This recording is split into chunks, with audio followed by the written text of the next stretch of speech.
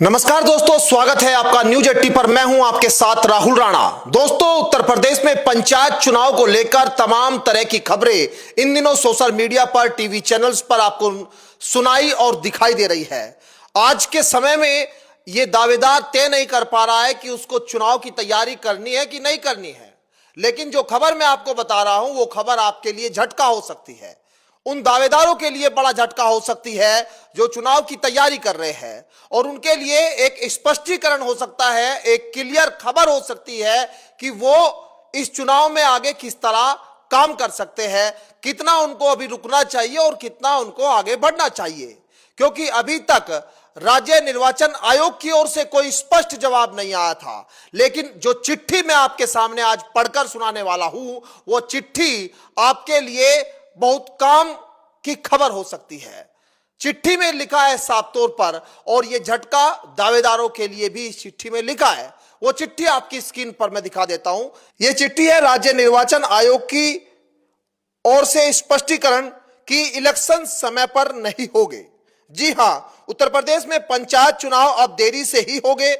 यह खबर उन उम्मीदवारों को झटका है जो इस वर्ष प्रस्तावित चुनाव की तैयारी कर रहे हैं। मौजूदा पंचायत का कार्यकाल 26 मई 2026 को खत्म होगा और पंचायत चुनाव में देरी के संकेत राज्य निर्वाचन आयोग के इस पत्र से मिल रहे हैं। राज्य निर्वाचन आयोग के 17 अप्रैल 2026 को जारी इस पत्र के अनुसार 21 अप्रैल से मतदाताओं के डुप्लीकेशन और कंप्यूटरीकरण संबंधित कार्रवाई की जाएगी। यह कार्रवाई 28 मई 2026 तक चलने वाली है। राज्य निर्वाचन आयोग के पत्र के अनुसार 28 मई के बाद कंप्यूटरीकरण के उपरांत मतदान केंद्र स्थलों का क्रमांकन, मतदेय स्थलों के वार्डों की मैपिंग, मतदान क्रमांकन, एसवीएन आवंटन और मतदाता सूची की डाउनलोडिंग, फोटो प्रतियां कराने आदि जैसे कार्य होने हैं। 29 मई से 9 जून 2026 तक होगा ये काम। वहीं निर्वाचक नामावलियों का अंतिम प्रकाशन 10 जून को होगा। यह खबर हम आपको पहले भी बता चुके हैं कि 10 जून तक अब आपको इंतजार करना होगा। और ये वो जो चिट्ठी है, ये चिट्ठी स्पष्ट तौर पर सरकार के जो निर्देश है, दिशा निर्देश है, उनको यहां पर उजागर कर रही है। और दूसरी ओर हाईकोर्ट में मामला चल ही रहा है, वो आप लगातार देख रहे हैं।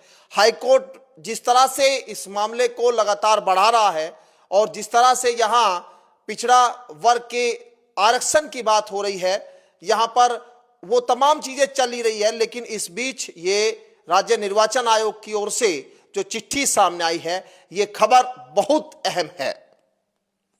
ऐसे में जब फाइनल वोटर लिस्ट ही 10 जून को आएगी और पिछड़ा वर्ग आयोग का गठन बाकी है, तो चुनाव समय पर आप मान सकते हैं कि होंगे ही नहीं। ये बात भी साफ दिखाई दे रही है कि सरकार 2027 के विधानसभा चुनाव के बाद ही चुनाव यूपी में करा सकती है। अब राज्य निर्वाचन आयुक्त राज प्रताप सिंह द्वारा जारी पत्र में कहा गया है कि जिला मजिस्ट्रेट, जिला निर्वाचन अधिकारी और पंचायत एवं नगरीय निकाय जो होते हैं वो निर्वाचक रजिस्ट्रीकरण अधिकारी एवं सहायक निर्वाचक रजिस्ट्रीकरण अधिकारी द्वारा कार्रवाई की जाएगी। अब पत्र में साफ कहा गया है कि निर्वाचक नामावली पुनरीक्षण के दौरान पड़ने वाले सार्वजनिक अवकाश दिवसों में संबंधित कार्यालय खुले रहेंगे और निर्धारित समय सारणी के अनुसार निर्वाचक नामावली का कार्य पूर्ण है वो करा जाएगा। इससे पहले यूपी सरकार के पंचायती राज मंत्री ओम प्रकाश राजभर का वो बयान आप सुन चुके हैं, जिसमें वो संकेत दे रहे हैं कि चुनाव समय पर नहीं होंगे। अब सारी चीजें साफ है। पंचायती राज मंत्री ठीकरा विपक्ष पर फोड़ चुके हैं। अब राज्य निर्वाचन आयोग की ओर से चिट्ठी सामने आ चुकी है। उधर इलाहाबाद हाईकोर्ट में जो मामला चल रहा है वो आपके सामने है।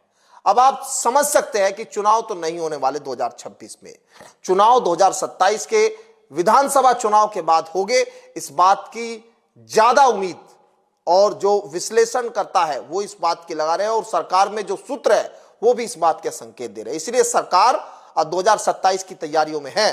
अगर विपक्ष के जो नेता है, अगर विपक्ष की पार्टी के लोग पंचायत चुनाव लड़ना चाहते हैं, तो वो ये खबर एक तरह से संकेत मान सकते हैं कि चुनाव 2027 के बाद यूपी में अब पंचायत के जो होने वाले हैं वो होंगे।